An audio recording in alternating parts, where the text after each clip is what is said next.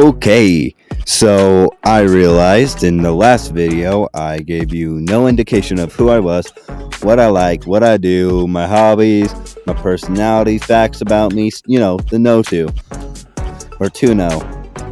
Either way. Well, I'm not going to tell you that here either.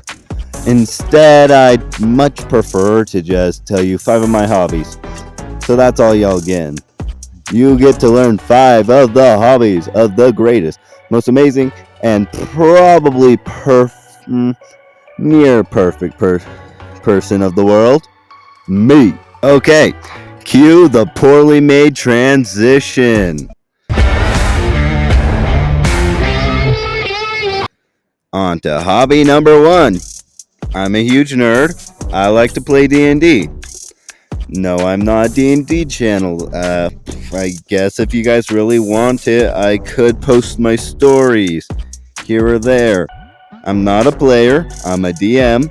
I've been basically my whole life. I have the books. Yes, I do spend a lot of time looking at it. Nerd! Loser! Etc. And no, we aren't eternally suffering.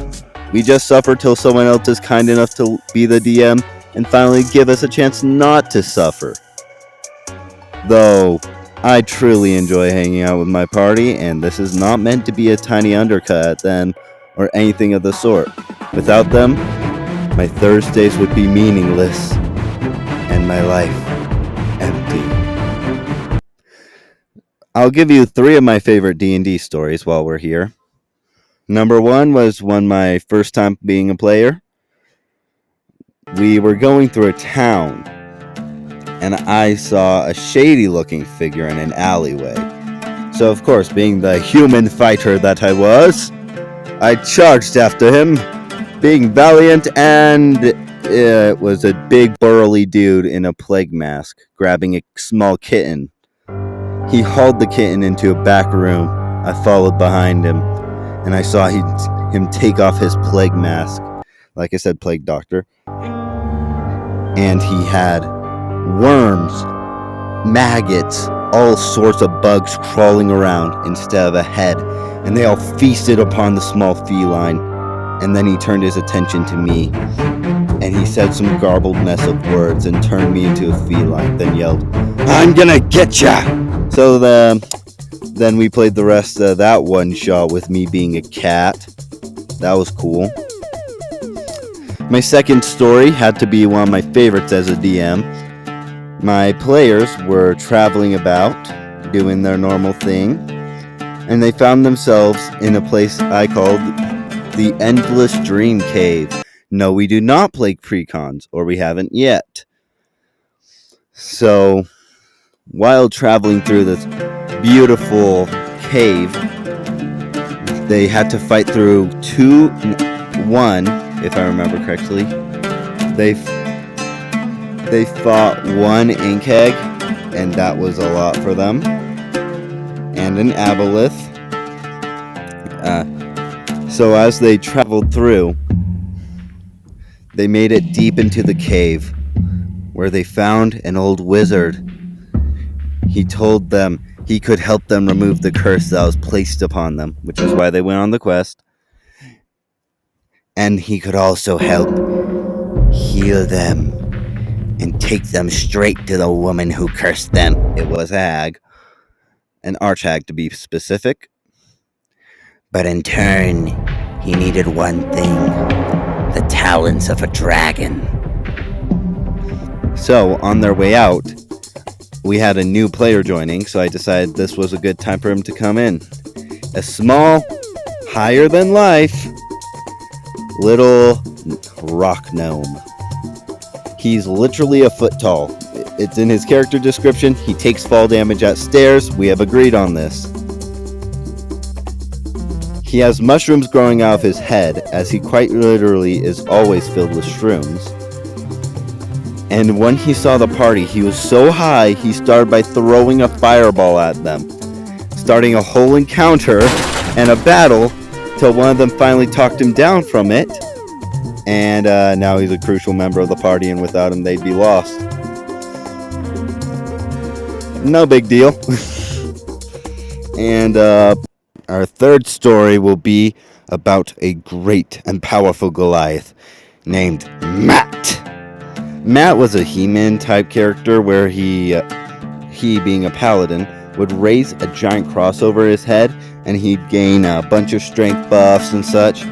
But in turn, his armor class was stunted at 15, no matter what he did, though he did get double health. It was a very cool balancing move, and he had a few other kind of funny abilities.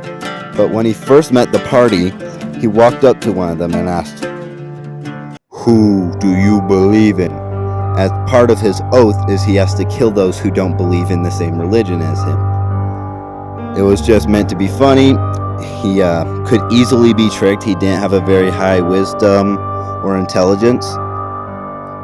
So he stares at this member, and the Grand Duke stares back at him. Yes, one of our players was a Grand Duke.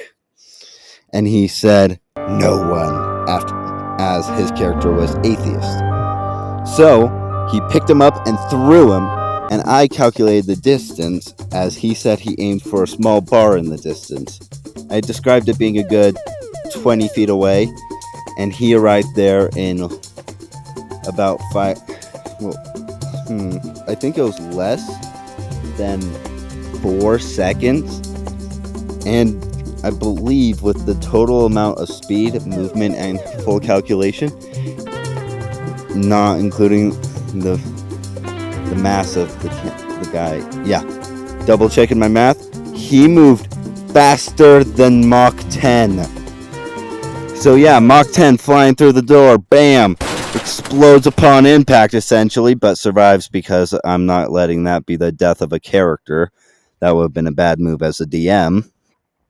Yes, I made him take damage for it, but still.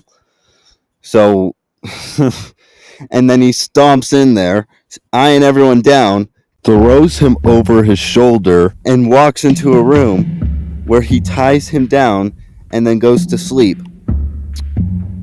And that did not harm the party and give us a whole 2-month detour at all.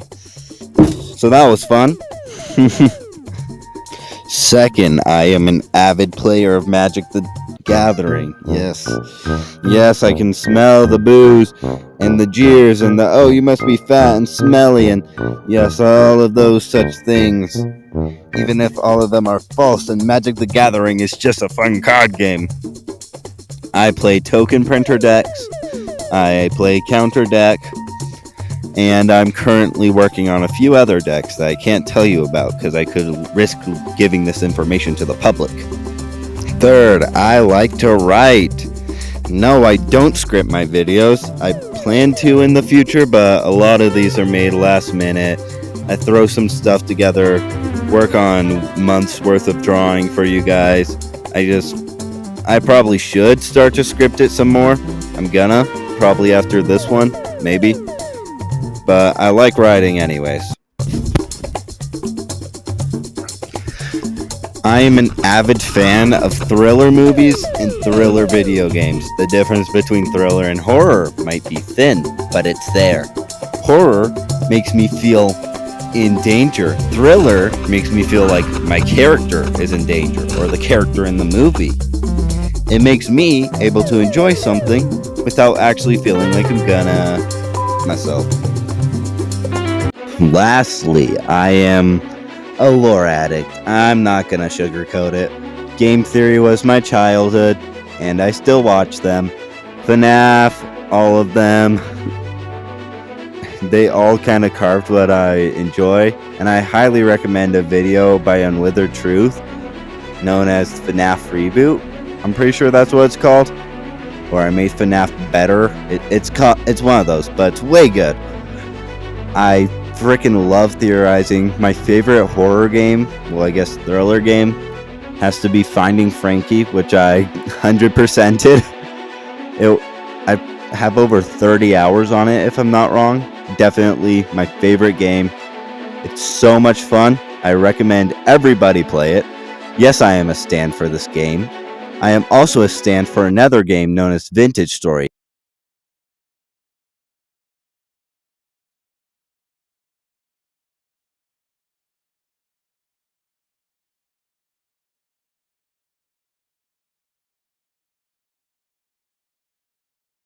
The lore on this goes hard, people. Very, very hard. And I know that most people are gonna be like, wait a minute, isn't that just a Minecraft copy? Also, you're very awesome and perfect, don't you know that? You shouldn't be playing a Minecraft copy. Well, guess what? This Minecraft copy, I'm doing air quotes, is not a copy. It's so much better. It makes Minecraft look like a fool. But to each their own, because everybody's entitled to have their own opinions, even if they're wrong, like you guys who say Minecraft is better. Okay, first video done, or first long form, I guess. Sorry if I sound kind of weird. I'm kind of sick right now. Whew. Believe it or not, I started working on this video all the way back in like October 2025. Yeah, life certainly kept us all on our toes since then, hasn't it? Well, hopefully I can start making money off this so I can actually put more time and effort into it. Till then, don't expect any more than I originally promised. The next video will be done eventually. And be safe out there, everyone.